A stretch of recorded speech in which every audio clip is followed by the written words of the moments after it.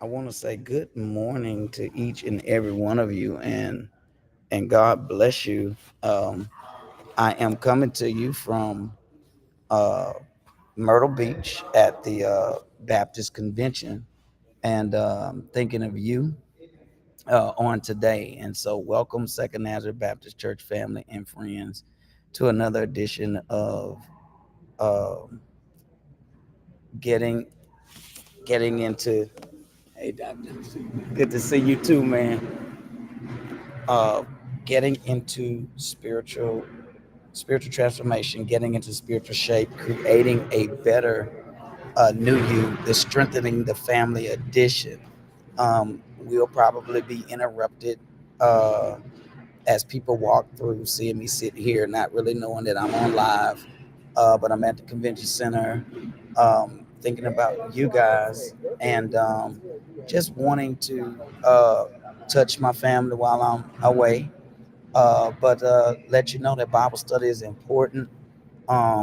And I thank God for um, these modern tools of technology where we can have Bible study even when we're not uh, in the city. And so it does my heart good to see you guys here. We're representing at the state convention, hoping to become the next treasurer of our state convention. And so I'm proud to be on the Graham ticket along with Dr. Griffin, along with Sister Cassandra Williams, and then myself, along with Dr. Graham. Pray for us that God will um, have his way. We're talking about strengthening the family. And as we were talking, we've been talking about the plight of African American males, um, the plight of African American males. Our young men are in need of help if they're going to become the spiritual leaders in their homes, if they're going to be the fathers that they need to be, if they're going to be um, the men that God called them to be, then the church is going to have to mobilize, and we're going to have to do something to help our boys, to help our men, help our young boys become men, to strengthen our brothers, so that they can be uh, what God has intended for them to be. And so, welcome to this segment. Last week, we came out of the book of Exodus, and we were talking about um, if you want to control um, the strong man, you must first bind him, and then you can spoil his house. Let's look at that.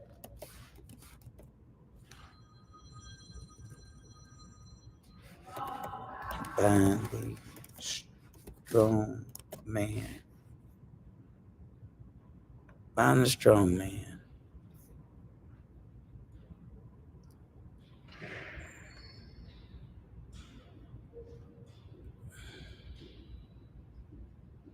All right. Good morning, doctor. All right. This parable that we are discussing is going to be found in Matthew 12 and 29. It's called a parable of the strong man. And I want y'all to really understand uh, this this scripture. Want you to get it. Um,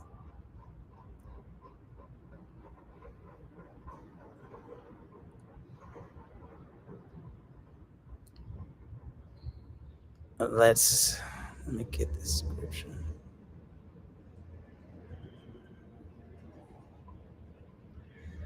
Mark chapter 3. Let's look at Mark chapter 3. Mark chapter 3.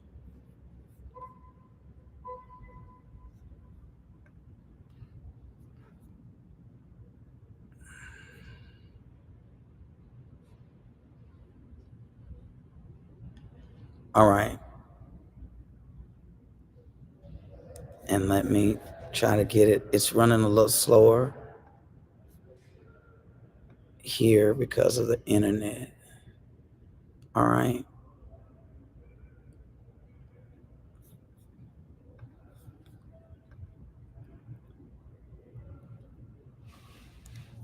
All right, let's look at this.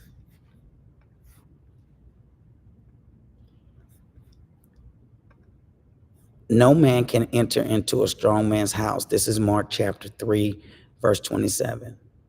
And spoil his goods, except he will first bind the strong man, and then he will spoil his house. No man can enter into a strong man's house and spoil his goods, except he will first bind the strong man. Then he will spoil his house. So I want you to understand, nobody can come in to a strong man's house and spoil his goods except he first bind the strong man.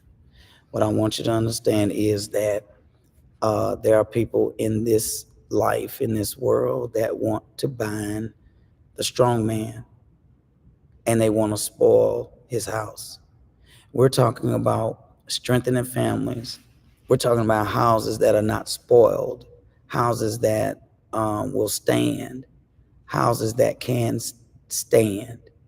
And the only way you can do it is just a principle. It's a proverb. It comes here in the parable of the strong man.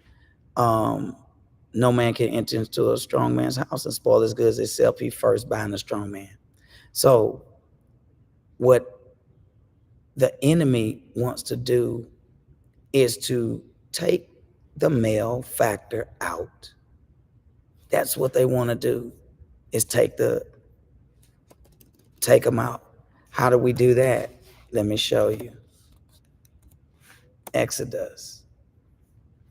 Exodus chapter 1. I'm going to show you this. Exodus 1. Here it is. And Joseph died in verse 6. And all his brethren and all that generation and the children of Israel were fruitful and increased abundantly and multiplied and waxed exceedingly mighty, and the land was filled with them. Now there arose up a new king over Egypt, which knew not Joseph. He really didn't care about Joseph.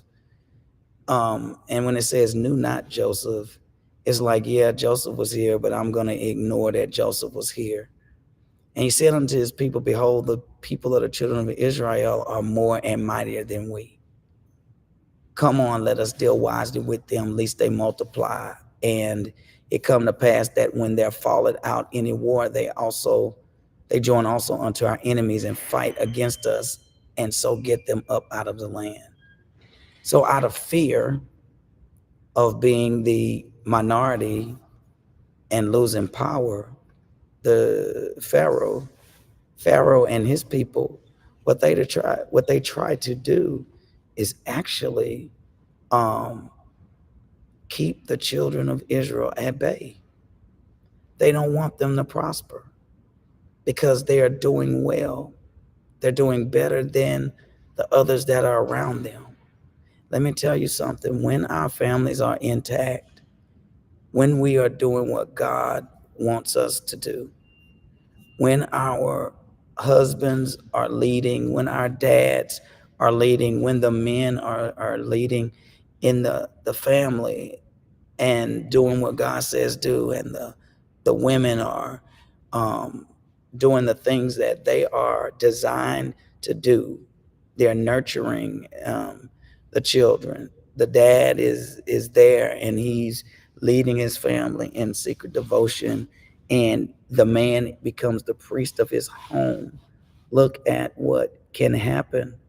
They are doing well. They are thriving. But the enemy will continue its assault against the family, against the prosperity of the family, et cetera, et cetera.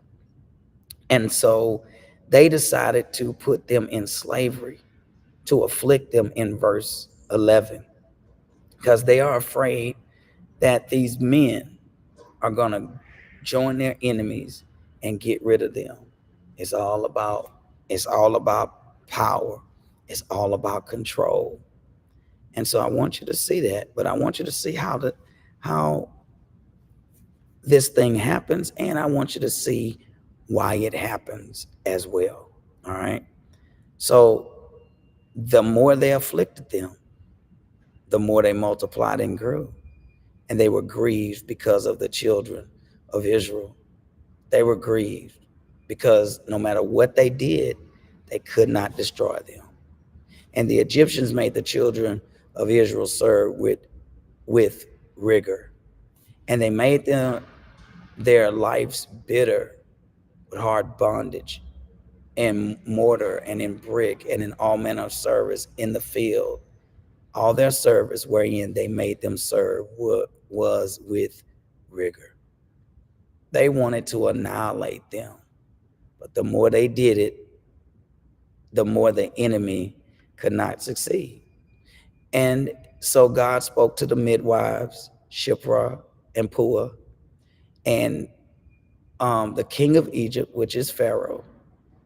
He basically said, when you do the office of a midwife, when you go out to birth babies of the Hebrew women, if it's a boy, you shall kill him. If it be a son, then ye shall kill him. I want you to see, young men are under attack. our brothers are under attack, then ye shall kill him, if it be a son. But if it be a daughter, then she shall live. Thank God that the midwives feared God and did not do as the king said, but saved the men children alive. Saved the men children alive. And that's what saving our sons is all about. Saving these boys and saving them alive. I want you to see this. They attack the males. So you know that if you want to destroy the home, take the strong man out, bind the strong man. All right. And then they want to kill him. Kill the son. If it be a son, then ye shall kill it. If it be a daughter, then she shall live. Now, we see that in our communities. Our girls don't have the same problems that the boys have, but they all got to be taught to function in this world. There's a thing called racism. There's a thing called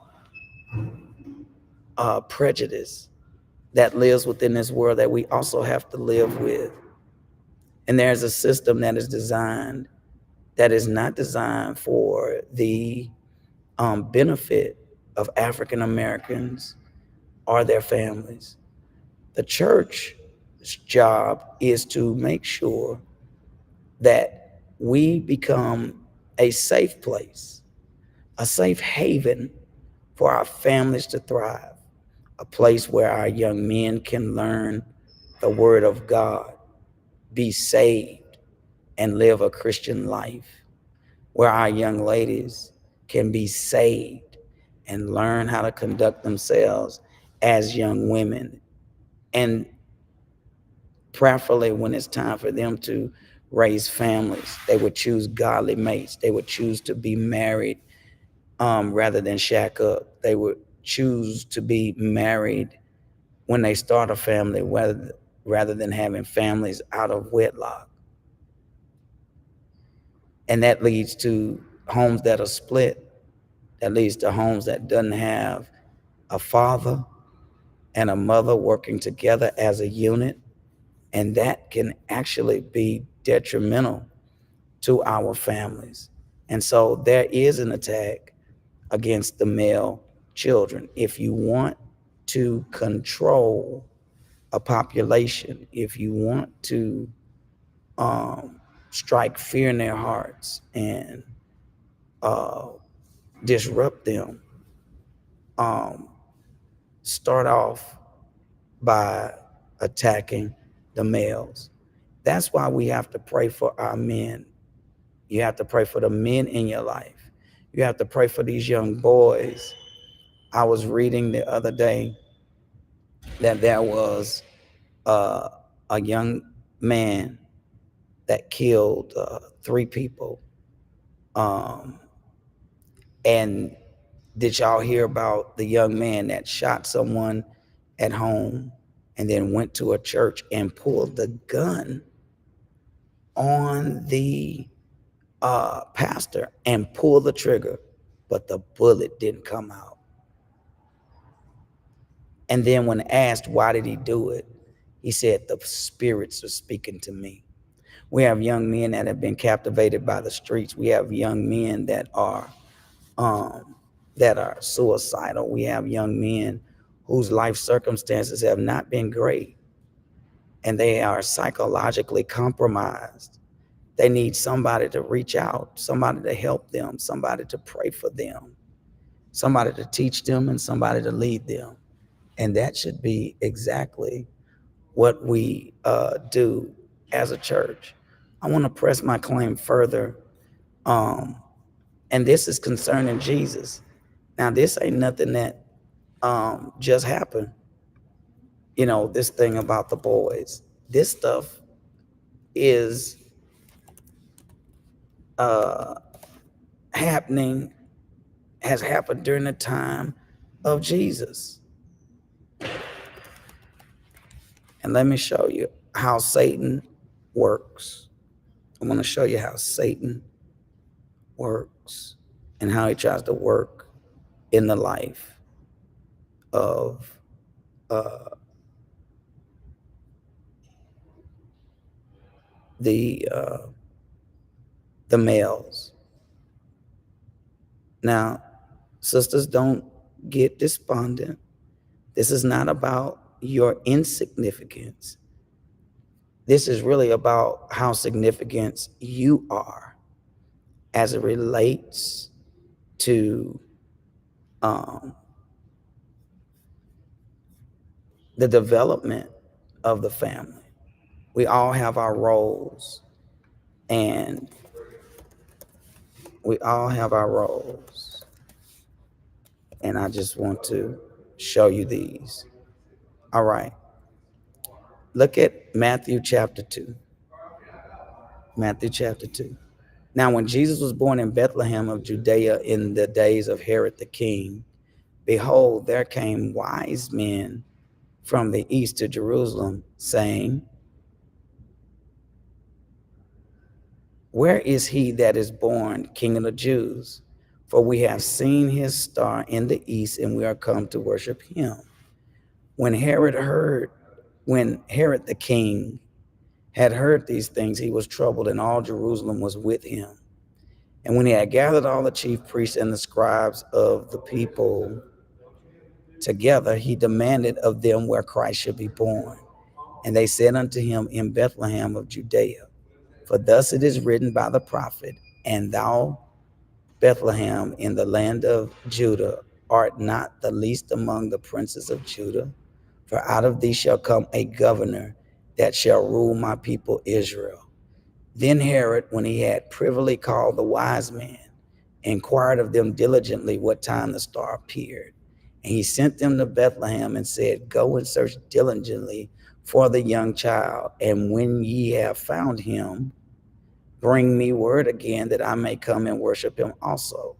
When they had heard the king, they departed. And lo, the star which they saw in the east went before them till it came and stood over where the young child was. When they saw the star, they rejoiced with exceedingly great joy. And when they were come into the house, they saw the young child with Mary his mother, and fell down and worshiped him. And when they had opened their treasures, they presented unto him gifts, gold, frankincense, and myrrh. And being warned of God in a dream that they should not return to Herod, they departed into their own country another way. And when they were departed, behold, the angel of the Lord appeared to Joseph in a dream, saying, now I want y'all to hear this. In verse 13, arise and take the young child and his mother and flee into what? Egypt, and be thou there until I bring thee word, for Herod will seek the young child to destroy him. When he arose, he took the young child and his mother by night and departed into Egypt. And there was until the death of Herod, that it might be fulfilled which was spoken of the Lord by the prophet, saying, out of Egypt have I called my son. Now here's where the rubber's meeting the road, and this is what I want y'all to get. Verse 16, Matthew chapter 2, verse 16. Then Herod, when he saw that he was mocked of the wise men, was exceeding wroth, and sent forth and slew all the children that were in Bethlehem. Slew all the children that were in Bethlehem and in all the coast thereof, from 2 years old and under, according to the time which he had diligently inquired of the wise men. Then was fulfilled that which was spoken by Jeremiah the prophet, saying, in Ramah there a voice heard lamentation and weeping and great mourning, Rachel weeping for her children, and would not be comforted because they are not.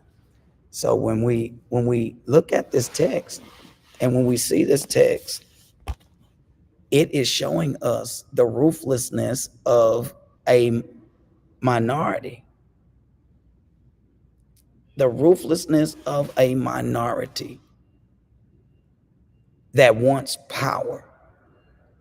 See, Pharaoh wanted power, and by holding the children of Israel in contempt, that was his way of exerting his power to keep his power.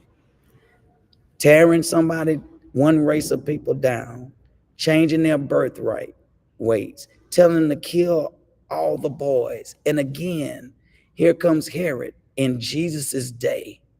What is he doing? He knows that if he can stop Jesus before Jesus matures, before Jesus is ready to be the king of Israel, then guess what? I can hold on to power. But Herod, in his limited thoughts, in his uninfinite wisdom, decides that he's going to do the same thing. He decides that he is going to actually kill these boys. Why does he do that? Just to maintain the power structure. The minority will do anything to remain in power. And how do they do it? They do it by oppressing those that probably are greater than them, are bigger than them, have God's unfair, have God's favor on them. And so look at Jesus. Satan wanted to kill Jesus before Jesus could get out of the gate good, just to maintain power. Want to kill the Son of God just to maintain power. Not just, and so trying to stop one boy, he kills all the children that were in Bethlehem and in the coast of Bethlehem from 2 years old and under. Kill them all. That's what the world wants to do. That's what they want to do in America. If our children, our daughters don't have any young men to marry of their own race, then you can annihilate the race. And the reason why there's a fight against the black man is because somebody's afraid. Those that are the powers that be, those that are calling themselves the ruling class, the majority, which is no longer the majority, has never been the majority. That's propaganda. 9/10 of the world is black. 1/10 of the world is white. I want y'all to think about that. And so there's been an attack against the black man. Lynching, beating, since we were stolen from our homeland. Nobody has wanted us to succeed on our own. That's not what we were brought here for. We came over on boats, but we were not immigrants. You're considered an immigrant if you came through Ellis Island. We came through ports of Charleston. We came through the ports that are along the eastern seaboard. We were traded. We were broken from our families. Fathers were separated from their daughters, sons, and their wives. They were humiliated. They were beaten in front of their families. They were quartered. They were tarred and feathered. They were beaten, and the trees were left on their back. They were lynched, and their genitalia was cut off and kept as souvenirs by others who wanted to strike fear in an entire race of people who did not ask to come here, but were kidnapped, stolen from their homeland, and brought here and put into chattel slavery. They emaciated the black man. They beat the black man down when the black man didn't have pride in himself, took away his self-esteem. When he saw a white man, he was supposed to look down, and the white man called him boy because he would never be a man. And sisters, we've got to pray for our brothers, because the same thing that they did to the children of Israel and all those boys during Moses' time, what was done to Jesus and all of those children in what they call the slaughter of the innocents by Herod, it was all about power. It was all about money. It was all about control. And don't you see it now?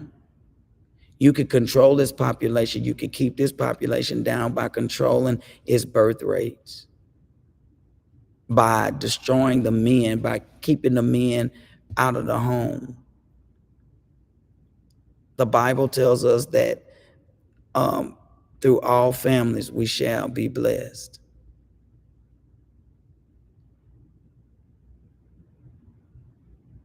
Through all families, the families of the world, we all should be blessed. And here's the thing: God gives us a family, but He doesn't want that family to be dysfunctional. And so, getting back to this, the male has always ran for his life. But I thank God, because I believe that in the story of Moses,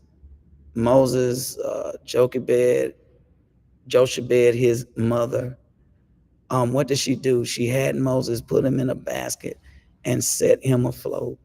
Let's go look at that right now, because this is where the church comes in. This is what I think that we need to do, and that's why I'm talking about this. And I know y'all said, well, he talked about this last week. Yeah, but I didn't get finished, because there is something that we must do. Look at Exodus chapter 2.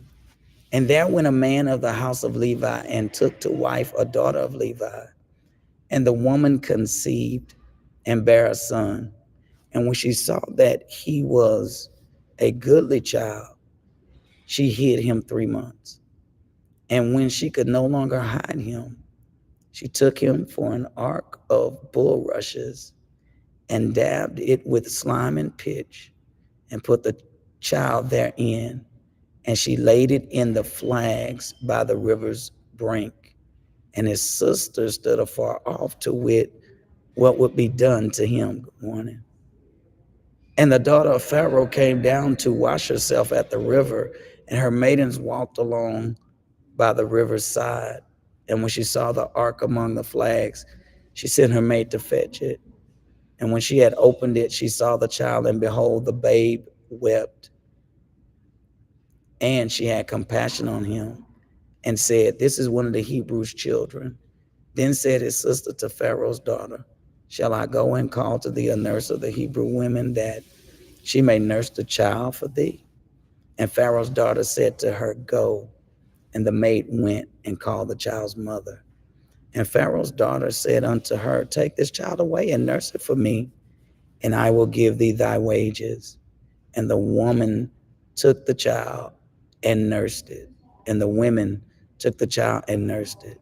And the child grew, and she brought him unto Pharaoh's daughter, and he became her son. And she called his name Moses. And she said, because I drew him out of the water. So here, the first thing is I want to point out is that she conceived and bare a child. Hey, Fred.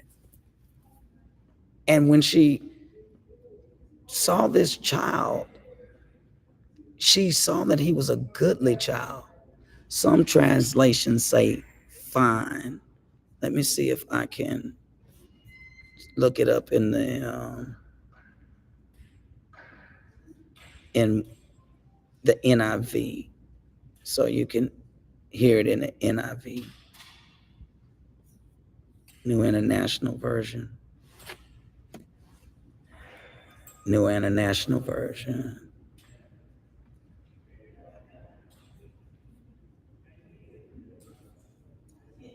I want you to kind of get it from that perspective.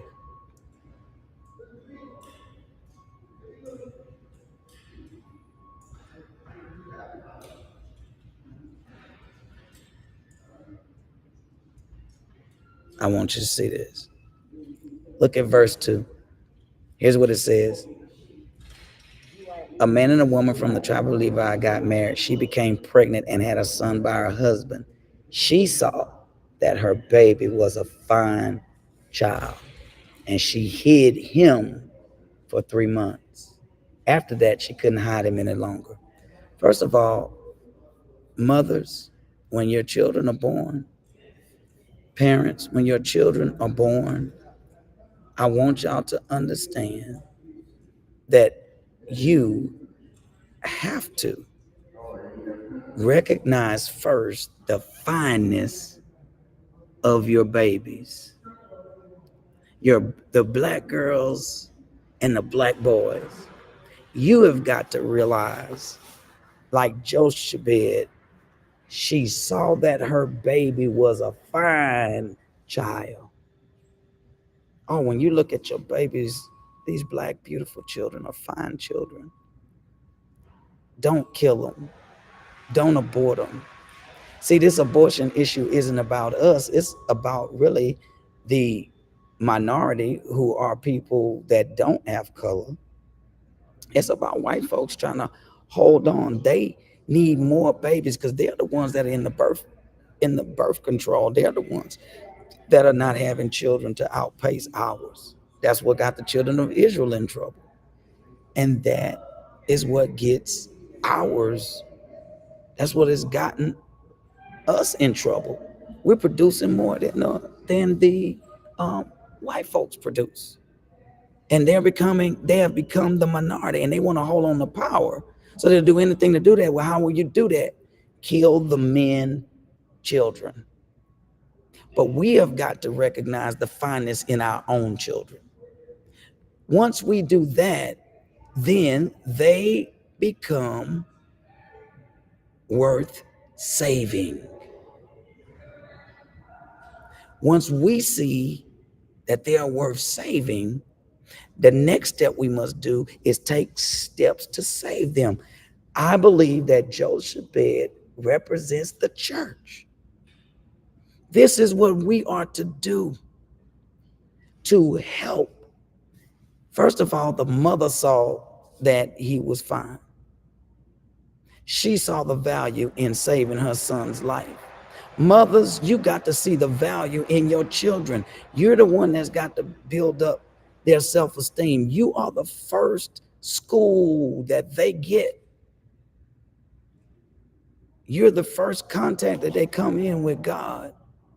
You are the one that takes care of them when they can't take care of themselves, before they can hold a gun, before they can say a cuss word, before they can join a gang, before they can get involved in this pestilence that's going on in society. You have them and you see them. And guess what? You have got to say, I got a fine child, and I'm going to do whatever it takes to save my child. This little boy, she couldn't hide him no longer. There's going to come a time, y'all, when we can't hide our children. They're going to have to get in that world. But guess what? You got to send them out there under protection.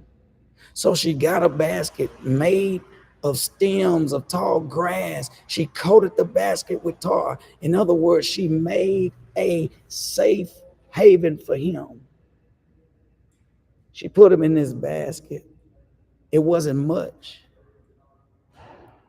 but she had to do whatever she had to save her son. She couldn't hide him no more.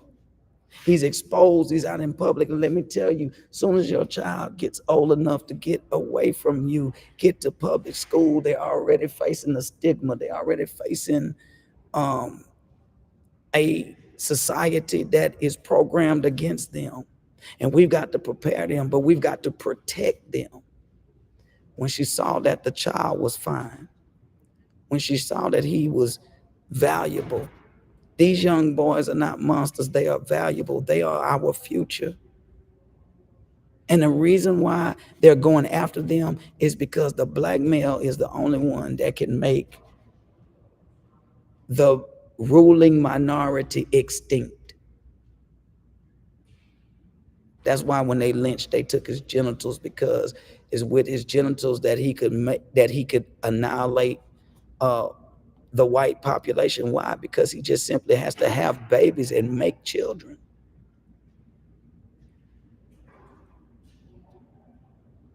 And immediately that race will get smaller and smaller and smaller. So it's about power, it's about money in this country, in our context. They want to kill the male children. And then you know what? We throw away so many children.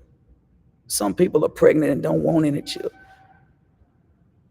And they dog the children, they beat the children. I've seen it on TV where the mother and the father have done horrible things to their children and caused their death and put their children in danger. Why? Because they don't see that children are a blessing from God. They don't see that young boy as somebody that's going to grow up to be what God wants them to be. All they see is a burden.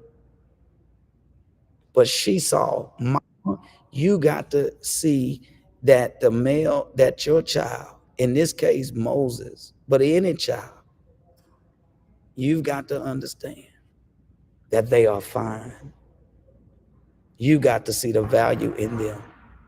You got to protect them. Look at what she did. She coated the basket with tar. She placed the child in the basket. She put the basket in the tall grass that it grew up along the bank of the Nile River. The child's sister wasn't far away. She wanted to see what would happen to him. Listen, you got to look out. That's what the church should be about. Mama, you got to see the finest. You got to protect your children by educating your children and loving your boys. Why? Because he's got a future. You got to see not what is and not your present circumstances, but you got to look at that child and see that this child is a blessing from God that says that the race must go on and that your family will go on. This young man could be the answer to cancer. This young man could be a judge. This young man could be a great professor. This young man could be the next preacher, or he could be the next Martin Luther King for our people. You got to see the fineness in him and tell him who he is and whose he is. And so then what did Jochebed do? In verse 4, she sent a child, her, Moses' sister Miriam, to see what would happen to him. In other words, an overwatch to make sure that he gets what he needs. The church is an overwatch. We are to help families get what they need. We are to help instill in these young people. That's why we need programs at church. That's why we need things for them to do. That's why we need rap sessions to see what's going on in their mind. That's why we need Bible study to instill God in their heart, to reinforce what the parents are already teaching at home. Barney gets them, but Jesus don't get them. Go Thomas gets them, but Jesus, Coco Melon gets them, but Jesus don't get them. You let them watch all of that kind of stuff on TV, but yet where's the religious education? If they can learn to say their ABCs, they can learn to spell Jesus.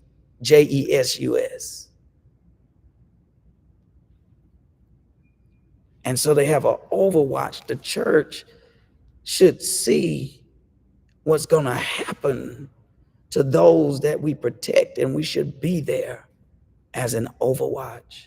Pharaoh's daughter went down to the Nile River to take a bath. Her attendants were walking along the riverbank. She saw the basket in the tall grass. She sent a female slave to get it. When she opened it, Pharaoh's daughter saw the baby. He was crying. She felt sorry for him.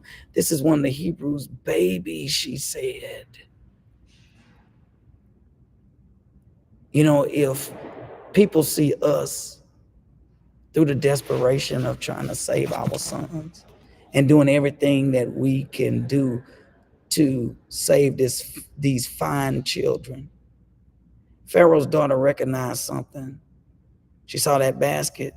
She said, go see what's in the basket.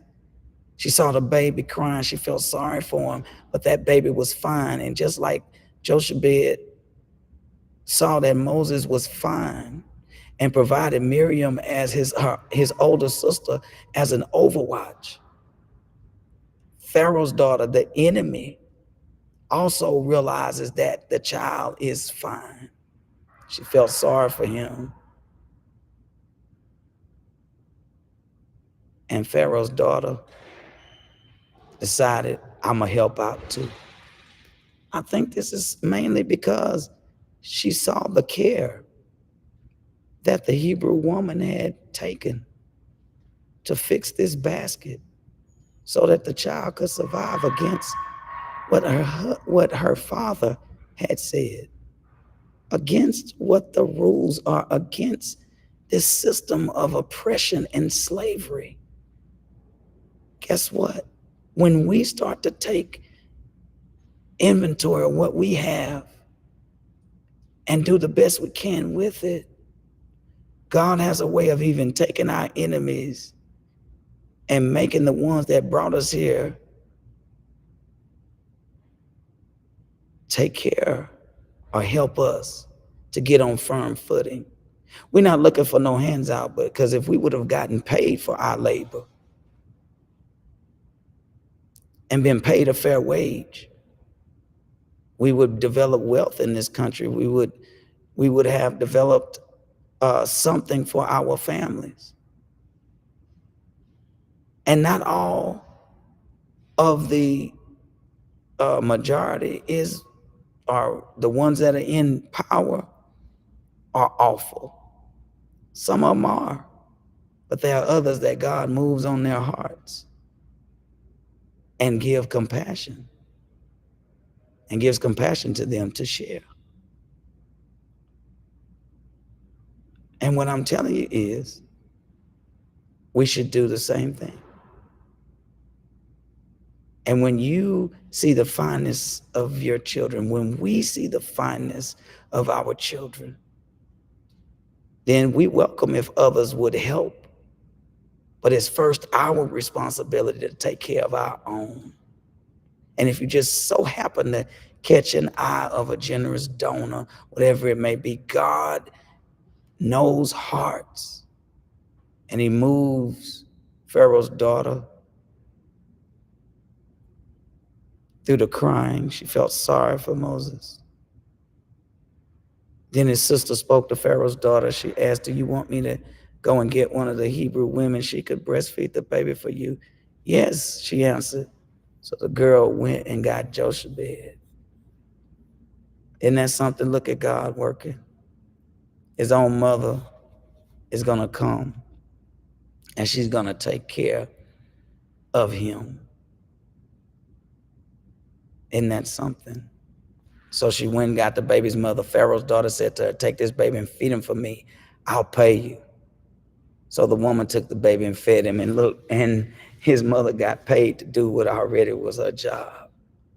And when the child grew older, she took him to Pharaoh's daughter, and he became her son. She named him Moses. She said, I pulled him out of the water. Look at verse 11. All I want you to see is Moses grew up. Moses grew up. Our boys just need a chance to grow up. The interference allows us to grow them up. In other words, whatever it takes by any means necessary. But one day Moses grew up. What we want more than anything in this world is for Moses to grow up. What we have to do is set the conditions for Moses to grow up. We have to put protection around our boys so that our boys will grow up into men. Look at what the verse 11 says. Moses grew up. We have to educate our young men religiously. Moses grew up. We got to see the fineness in them. Moses grew up. We got to trust God to take care of them. Notice what she did. She takes a baby boy and she puts him in the river. And she trusts. She don't know what's going to happen, but she put her faith in God. She didn't know what the outcome was going to be, but she put her faith in God and put her little boy in that basket and sent him afloat in the Nile River. We've got to trust that God is going to take care of us, but we first have to see the fineness of our children. Look at this. Stop calling that boy a mistake. Look at verse 2. She saw that her baby was a fine child. He was fine. A fine child. A fine child. A fine child. Can you imagine that? What if more mothers, what if more people in the church would see the fineness in our children, put that protection around them, then trust God, but provide an overwatch and take the help that even the enemy would give, because all we want to do is see Moses grow up. Moses grew up. Moses grew up. That's all we want to see, is that Moses would grow up. As we conclude this Bible study today, this particular study, we're going to come back this evening and we're going to talk about the importance of providing this safety net, this safe haven, so that our children can be nurtured, so our families will grow. That's the purpose. That's the purpose. But we have got to get our stuff together. We have got to recognize the fineness of our children. We have to be the ones that will be the protection. The church has to come alongside. Be willing to be the overwatch. Be willing to be the supplemental. Be willing to pour out so that families can absorb, so that parents can pour into their children. If you don't believe that your children are special, if you don't believe that they are a gift from God, then they will not truly live out their creed and their purpose. God bless you. God bless you. And God keep you is our prayer. Dr. Outlaw was trying to get on, but he's at a doctor's appointment. And he just wants y'all to know that he's in the house. Prayerfully, he'll be with us on tonight. God bless y'all. I hope this sinks in. Satan's plan is to destroy the male child before the male child gets to be an adult and create more godly people. All he does is kill, steal, and destroy. And if you want to control a people, control a male population.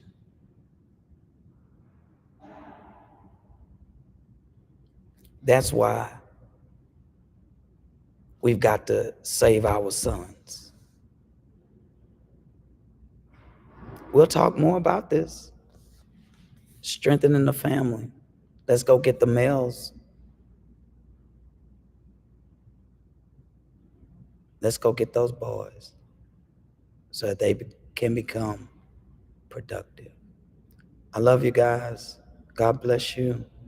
God keep you. We got a rigorous schedule here in Myrtle Beach, doing the work of the Baptist Convention. But I thank God for the opportunity. I miss you, and I'll see you tonight. And if God says the same.